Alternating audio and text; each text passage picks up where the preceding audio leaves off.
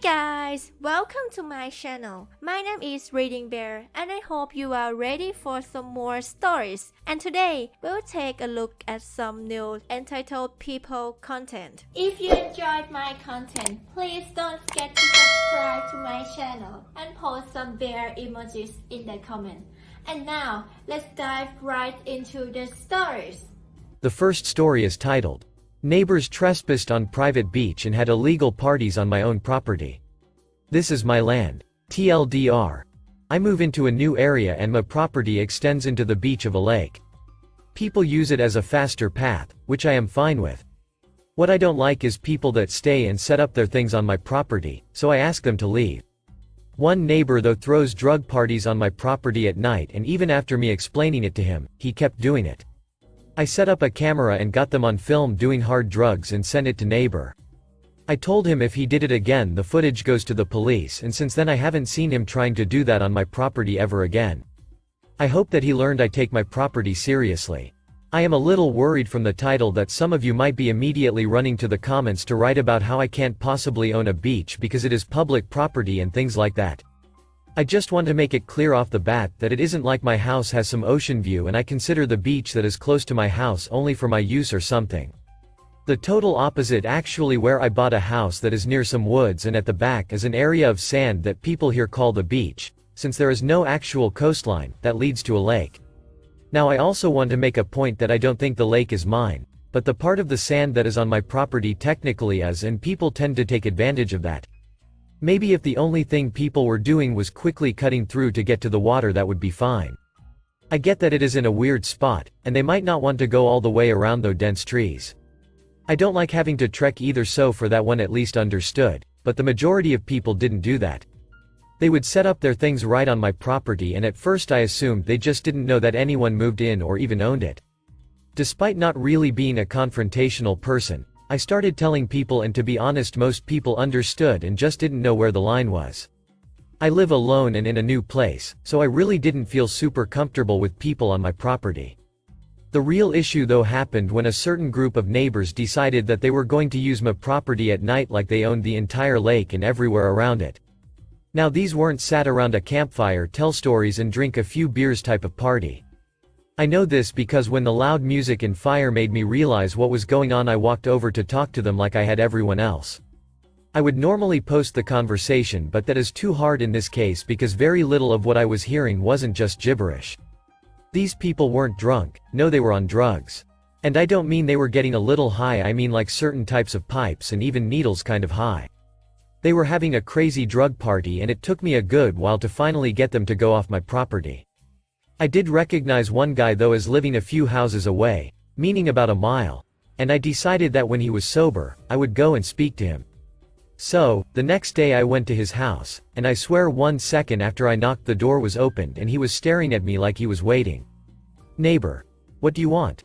Me. I just wanted to talk to you about last night. Neighbor. Yeah, you totally kicked me off the beach when you had no right. Me. Actually, that area is my private property and I don't want people there in general. Especially people doing drugs and acting crazy. I guess this was the wrong thing to say because he just started yelling, how dare I accuse him of doing drugs and who do I think I am? Of course, mixed with a lot of cursing and truthfully disgusting insults I would rather not repeat even in the written form. A few days later the party happened again, and it was clear that neighbor wasn't going anywhere, and I needed to figure out what I was going to do. There was no way I could let it keep going on. Not only in the sense I didn't want them on my property, but I had a bad feeling that them doing drugs on my property could somehow end with me getting in trouble. I knew that I needed to be sneaky since speaking to them just wasn't working. I know that I might have been able to just call the police, but I had no proof, and where I live it would take hours for them to show up for something like drug use, if they showed up at all. They didn't have a large department and there were bigger emergencies. I thought about building a fence, but due to the shape and the lake, building a fence would have created a pretty unsafe area on the other side. I knew that I was going to have to get rid of them on my own, and clearly bluntly talking to them wasn't going to do it. My next step was that I got a camera with a really good zoom feature, and I set it up and pointed it right near the spot they always seem to have a drug party. Only a couple days later they showed up and started their usual routine. Making a fire, that was used for not so good purposes, sit down, and start drinking and doing drugs. Only this time everything was being recorded with the camera and they had no idea it was happening. There was also no doubting what they were doing because they didn't even try to hide it a little bit. It was like they didn't care because they thought there was never any way that they could possibly get caught. Well, the next morning I was able to download the footage and make many copies of it just in case. Now it was time for the second part of my plan, and honestly the part that I was hoping would be the end. Since neighbors live far apart, we tend to always have each other's numbers even if we aren't close, just in case of an emergency. Due to this fact, even though I am new in the area, I managed to get a few numbers, including neighbors. I didn't really feel like having round 2 of getting yelled at on his porch, so this way I was able to draft a simple message. I sent him a little preview video that showed him very clearly doing drugs on my property. Then I sent him a message saying how if I ever saw him or any of his friends coming on my property again for any reason, drugs or otherwise, I was going to turn the video into the police. While they can't come unless it's an emergency, I could technically give it to them and then they would eventually get around to confronting neighbor and all of his friends. I'm a man of my word though, and I really wasn't going to do that if they never showed up on my property again. It might be weird to some of you, but I just didn't want to be known as the guy that moved in and then got a bunch of people that they knew for years arrested. If he wanted to do that shit in his own house, I really couldn't care less. I just didn't want it happening on my property in the middle of the night. He didn't ever actually respond to me, but I did notice that magically the parties stopped, so I guess he was scared of what I might actually do if he continued. I get the occasional dirty look when I run into him, but we haven't actually exchanged words since then and I don't mind. As long as he stays off my property with his crazy beach drug parties, I don't really care if know of his existence or not. The next story is titled, 10,000 Steps a Day or Else. Years ago, long before smartphones or Fitbits, a coworker of mine, Bob, had a relatively mild heart attack. We joked in secret that it was caused by his wife, but the other secret is, we weren't really joking. She was awful. She was just an intolerable person, and no one liked her. I'm pretty sure Bob didn't like his own wife. If he did, it was probably Stockholm Syndrome. At any rate, when Bob returned to work, he returned with a pedometer clipped to his belt. Every day, Bob would walk as much as he could when he wasn't pinned down to his desk, but he was suffering, and his work was suffering.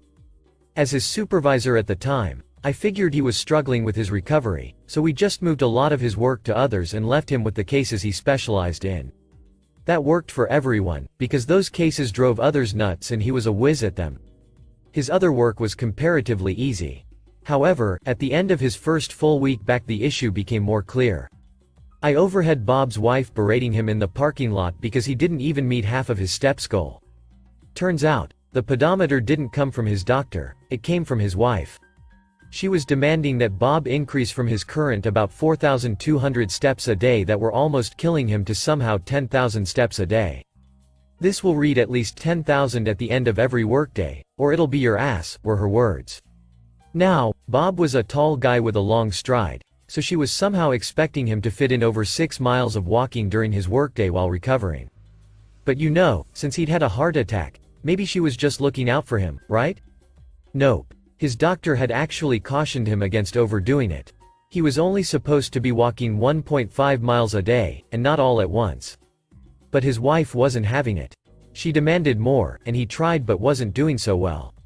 After another week of this, and another chewing out in the parking lot, we developed a plan. Bob's pedometer just sat on the corner of his desk while he was working. If anyone had to walk down the hall or to the other building, they'd grab the pedometer on their way out of the office. Bob did have to tolerate another couple of ass chewings, because we ramped him up to 10,000 steps instead of jumping straight there. We figured that would be suspicious otherwise. In the end, Bob got his 10,000 steps every day. Well, Bob's pedometer registered over 10,000 steps every day, and almost 1/3 of them were actually his steps.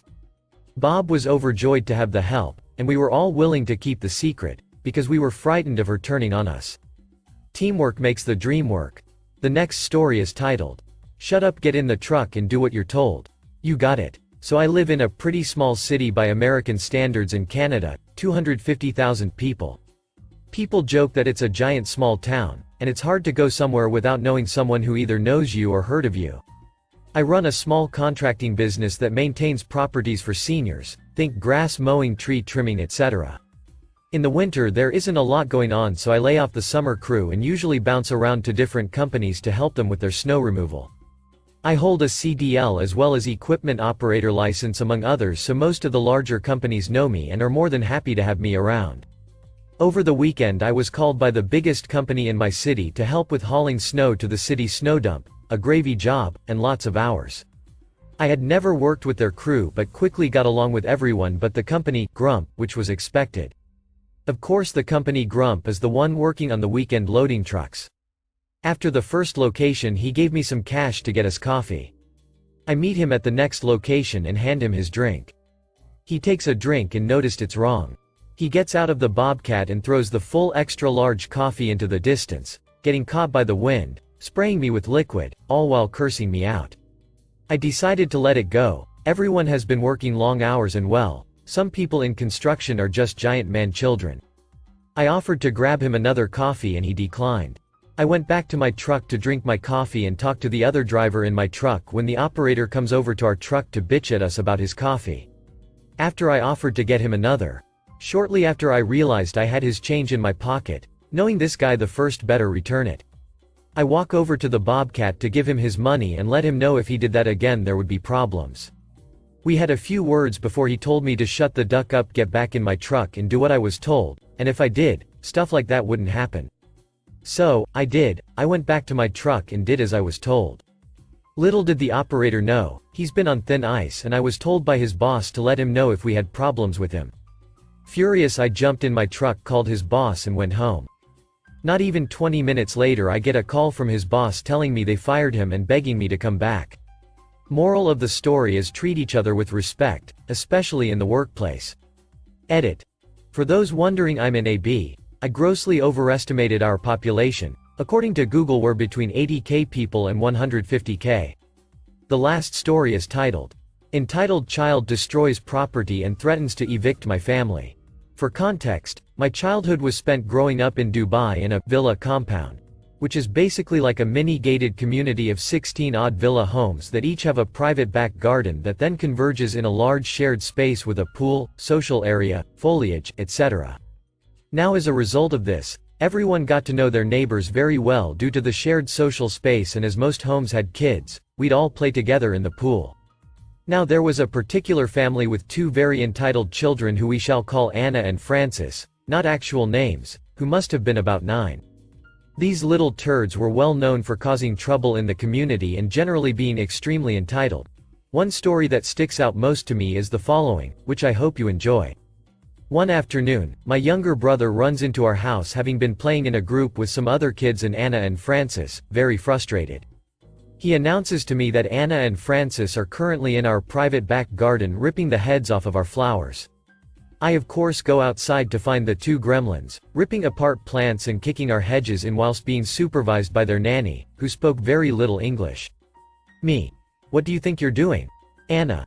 Duck you, we can do what we want. Me. Stop that and get out of our garden. The nanny just stood there with a vacant expression on her face, so I walk up to her, as the kids continue to destroy our garden. Me. Excuse me, aren't you going to do something? Nanny. No, they do what they want till dinner. Me. This is our garden, can you make them leave please? This time no response besides vacant blinking. So naturally, my younger brother and I turn to the gremlins and very firmly tell them, stop and get out now, and start to usher them towards the exit. This is when Anna drops some big threats. Anna. My mother owns this whole compound. We own your house, asshole. They had colorful language for children their age. Me. She really doesn't, now get out. Anna. We own your house, we can break anything we want. We can do anything you want. We'll get you kicked out. At this point, we've pushed them out, followed meekly by their nanny, and locked the garden gate. On the other side they hurl obscenities and eventually run off to find their entitled mother. I'm told by my own mum that she had a heated conversation with the M, who in fact did not own the compound, nor our house, but was very displeased that her children's fun was interrupted by my brother and I. Apparently we have no right to upset or interfere in matters involving her children, and we would do well to keep our business to ourselves or the landlord would be called. Suffice to say my mum was not having any of it, and asked politely that her children don't invite themselves into our garden and don't destroy our property, which was in fact grounds to involve the landlord. The M left in a huff and we didn't hear from them for a couple of weeks thankfully. But it wouldn't be long before we crossed paths with their BS again. If you enjoyed this one, I have plenty more tales from the compound, involving entitled parents and kids. As I'm sure you've guessed, Dubai does tend to have some rather entitled people in it. Although I did love my time there. Thank you for listening.